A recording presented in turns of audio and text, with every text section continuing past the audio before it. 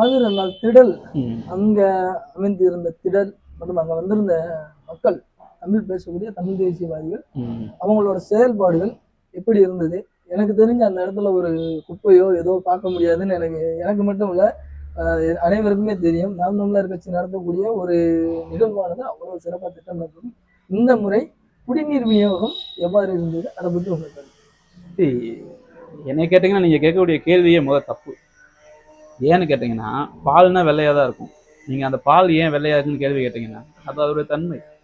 நீங்க நாம் தமிழர் கட்சியில பயணிக்கிறவங்க எல்லாருமே இந்த கட்சியில நான் பயணிக்கணும்னு முடிவு பண்ணிட்டாங்க அப்படின்னாலேவும் அவங்களுடைய செவி செல்வத்தை அவங்க சரியா பயன்படுத்தியிருக்காங்கன்னு அர்த்தம். அண்ணன் சொல்லக்கூடிய கருத்துக்களோ இல்லை எதனால நான் நாம் தமிழ்ல பயணிக்கணும்னு ஒருத்தர் முடிவு எடுத்திருக்காங்க அப்படின்னா, அவங்க ஏன் என்ற கேள்விக்கு ஒரு பதில் கிடைச்சிருக்கும். இதனாலதான் நான் நாம் தமிழ்ல பயணிக்கணும்னு ஒரு முடிவு எடுத்திருக்காங்க. அவங்க இந்த மாதிரி கேள்விப்பட்டு ஒவ்வொரு கருத்துக்களையும் உள்வாங்கி ஒரு உணர்வாக ஒரு இடத்துல இணையும் பொழுது அங்க ஒழுக்கம் முன்னிறுத்தப்படுகிறது.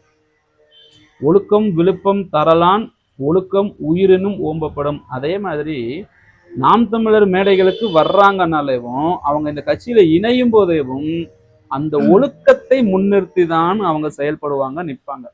அப்படி ஒழுக்கத்தினால் கட்டமைக்கப்பட்ட இப்பேற்பட்ட ஒரு கூட்டம் அங்க இணையும் பொழுது தன்னை தானாகவே கவனித்துக் கொள்ளக்கூடிய ஒரு தன்மையாக இருக்கு. அது மீறி போக பக்கத்துல வந்தவனுக்கு ஒரு உதவினா உடனே கை நீட்ட தேவையான ஒரு மனநிலை இருக்கு. முன்ன பின்ன தெரியாதவங்க இல்லை, அறிமுகமானவங்க அங்க வருவாங்க.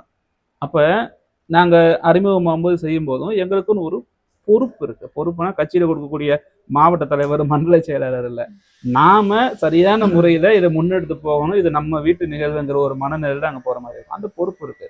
அதனால நான் ஒரு கடலை பருப்பை வாங்கி சாப்பிட்டு அந்த பேப்பரை நான் இப்படி போட மாட்டேன், ஏன்னா எங்கிட்ட பொறுப்பு இருக்கு. அப்ப அங்க குப்பைன்னு எழுதி வச்சிருப்பாங்க, அங்க போய் நான் போடுவேன். அப்ப இதை அதை நடைமுறைப்படுத்துறதுக்கும் அது ஒரு விஷயங்கள் இருக்கு. குடிநீர் பத்தி ஒரு வார்த்தை கேட்டிருந்தீங்க. ஏற்கனவேவும் கோயம்புத்தூர்ல நடந்த ஒரு மாநாட்டுல அந்த மாநாட்டுல முதல் முறை இதை முயற்சி செஞ்சிருந்தாங்க. காரணம், 10 ரூபாயில விற்கக்கூடிய போத்தல்கள் அதிகமாக இந்த நெகிழி பொருட்கள்னால உருவானது, அது நம்ம தவிர்க்கணும் அப்படிங்கிற ஒரு மனப்பான்மையில ஒரு சுற்றுப்புறச்சாலை பாசறையிலிருந்து அதை ரொம்ப சிறப்பாக முன்னெடுத்திருந்தாங்க.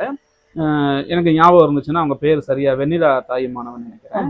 அவங்க இது சுற்றுப்புற சூழல் பாசறை வாரியா செஞ்சிருந்தாங்க. அதே விஷயத்த இங்கேயும் செஞ்சிருந்தாங்க. ரொம்ப அழகா இந்த குழாய்களை அமைச்சு ஒவ்வொரு 2 அடிக்கும் ஒரு இடத்துல ஒரு திறந்து விடுற மாதிரி ஒரு குழாய் அமைப்பு அங்கே வச்சு அதுக்கு மேலே ஒரு திரும்பவும் பயன்படுத்த தன்மை இருக்கக்கூடிய ஒரு சில போத்தல்கள்லாம் வச்சு அங்கே கொடுத்தாங்க. அது மீறி போக சின்ன சின்ன குவளைகள், குடுவைகளில் நீர் எல்லாமே நிரப்பி கொண்டு மக்கள் இருக்கிற இடத்துல கொண்டு கொடுத்தாங்க. இது பெரிய ஒரு ஈர்ப்பு சக்தியாக இருந்தது. ஒன்று, அந்த இடத்துல வச்சிருந்தக்கூடிய அதோடைய அமைப்புன்னு ஒன்று இருக்கு பார்த்தீங்கல்ல, அதை பார்க்கும்போதே நமக்கு என்ன தோணுச்சுன்னு பார்த்தீங்க அப்படின்னா, நம்ம குடிக்கிற தண்ணியை தேவைக்கு மீறியும் குடிச்சிடக்கூடாது, அந்த நீரை செலவாகவும் விரயம் பண்ணிடக்கூடாதுங்கிற ஒரு மனநிலைமை அங்கே வந்தது. பரவாயில்ல, நம்ம இவ்வளோ பெரிய கூட்டத்தில் பயணிக்கிறோம், எங்கெங்கேயோ பல இரும்பு கம்பிகள்லாம் உடஞ்சு விழுகக்கூடிய நிகழ்வுகள் நம்ம பார்க்குறோம், செப்பல்கள் கிடந்ததெல்லாம் பார்க்குறோம். ஆனால் ஒரு பாலிவினைல் குளோரைடுன்னு சொல்லுவாங்க, பிவிசினால் ஆகப்பட்ட ஒரு பொருள் அங்கே பத்திரமா இருக்குன்னு நம்ம யோசிக்கிறோம்ல. அப்போ அந்த அவ்வளவு தன்மையாக இருந்தது. எனக்கு நமக்கு இந்த பயணத்தில் இருக்கிறவங்களுக்கு இந்த ஒழுக்கம், இந்த செயல்முறை அப்படிங்கிறது புதிது இல்லை. ஆனால் அதை பார்க்காதவங்களுக்கு இது மிகவும் அரிது, அவங்களுக்கு ஒரு அதிசயமான ஒரு பொருள்.